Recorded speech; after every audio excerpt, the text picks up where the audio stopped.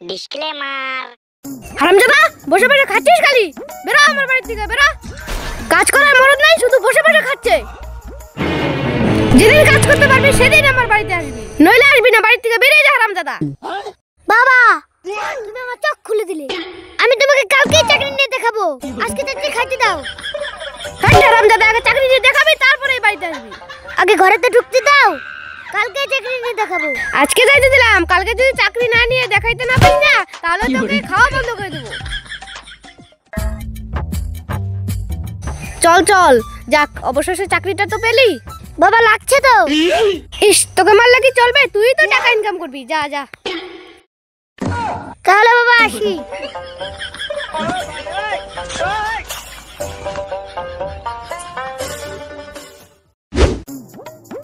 যাক, অনেক কষ্টে টাকাগুলো ইনকাম করলাম, গুনে রেখে দেই।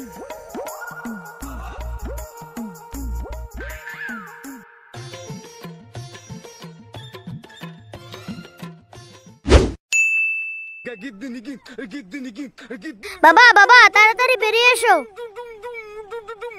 কি হয়েছে রে? ওখানে দাঁড়িয়ে কি করছো? এখানে এসো। ইস, এই ছেলেটাকে নিয়ে আর পারা গেল না। কি হয়েছে বল। বাবা, আমার মাসিক বেতন পুরো 20,000 টাকা। এই টাকাগুলো তো আমার চেনা চেনা মনে হচ্ছে। কালকে আমি টাকাগুলো রাখলাম ওরকমই।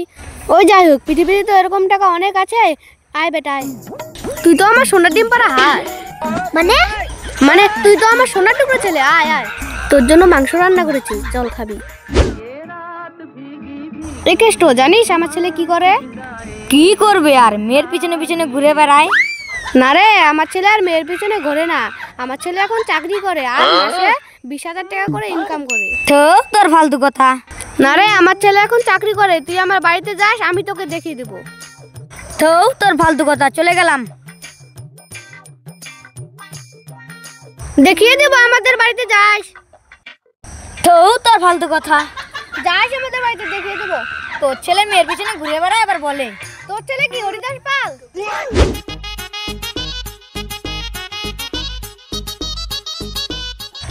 এটা তো মদনদার ছেলে মনে হচ্ছে। মদনদাকে তো খবরটা দিতেই হয়। তখন তো মদনদা সেই ভাষণ মারছিল, এখন যে বলি দেখি কি করে।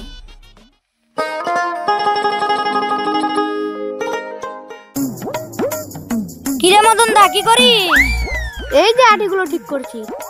তোর ছেলে জানিস কি করেছে? কি করেছে রে? তোর ছেলে দেখলাম একটা মেয়ের সাথে বসে রয়েছে। কি বলছিস? এটা কোনোদিন হতেই পারে না। আমার ছেলে চাকরি করে, আমাকে 20,000 টাকা দিয়েছে। ও ওরকম কাজ করতেই পারে না, আমি বিশ্বাসই করি না। হ্যাঁ রে মদনদা, তোর ছেলে না একটা চিংড়ির সাথে ঘুরে বেড়াচ্ছে। দেখলি তো, দেখলি, আমার কথা তো বিশ্বাস হলো না। দেখ এখন। আমি দেখলাম কোথায় রে? আমি তো শুনলাম। দাঁড়া, তাও ওকে আজকে বাড়িতে গিয়ে দেখ কি করি। এ মদন, মদন, আমার টাকা নিয়ে তুই চুপচাপ ঘুমিয়ে আছিস? বেরো, আমার টাকা দে। কে রে, সকাল সকাল ঘুমটা ভেঙে দিলি? কি হয়েছে? তুই যে কবে টাকা নিয়েছিলি, তোর তো আর কোনো খোঁজই নেই। তাড়াতাড়ি আমার টাকাটা দে। কিসের টাকা রে তোর? আমার তো কিছুই মনে নেই। ও, তুই যে আমাকে টাকা ধার দিয়েছিলি, ওই টাকা? দাঁড়া, আনছি। আমার টাকা কোথায় গেল? আমার টাকা সব চুরি হয়ে গেছে। আমার টাকা কোথায় গেল? এবার আমার কি হবে? 20,000 টাকা আমার সর্বনাশ হয়ে গেল। বাবা, তোমার টাকা চুরি হয়নি তো? তাহলে আমার টাকা কি হয়েছে? দাদা তোর টাকাটা চুরি করেছে। তুই কিভাবে জানলি তা? তাহলে ঘটনাটা শোনো।